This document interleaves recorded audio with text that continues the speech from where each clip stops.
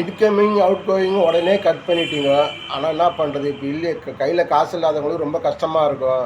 ஒரு 50 ரூபாய்க்கு ஒரு சிம் கார்டு திட்டத்தை அறிமுகப்படுத்துங்க. நம்ம கவர்மெண்ட்டில் இந்த எலெக்ஷன் டைமில் யாரும் அறிமுகப்படுத்தினீங்கன்னா ஒரு தொகுதிக்கு உங்களுக்கு 10,000 ஓட்டு கிடைக்கும் உங்களுக்கு.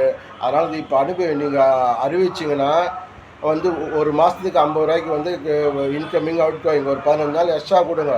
ஆனால் 300 ரூபாய்க்கு 350 ரீசார்ஜ் பண்ணுறவங்க கையில் அது அவங்க தனியாக பண்ணிப்பாங்க. அது எப்படி இருக்கிறவங்க பண்ணிப்பாங்க. இல்லாதப்பட்டவங்க நீங்கள் இந்த மாதிரி பண்ணி விட்டிங்கன்னா ஒரு தொகுதிக்கு வந்து எப்படியும் சால்ட்டாக 10,000 ஓட்டு கிடைக்கும்.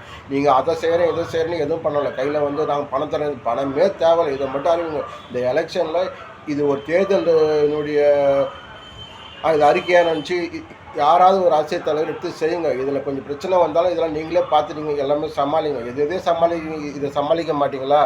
இதை மட்டும் பண்ணிட்டீங்கன்னா இந்த வர எலெக்ஷனில் நீங்கள் ஒரு தொகுதிக்கு 10,000 ஓட்டு கிடைக்கும். ஆனால் வந்து கையெழுத்தை வந்து உடனே அறிவிக்கணும்.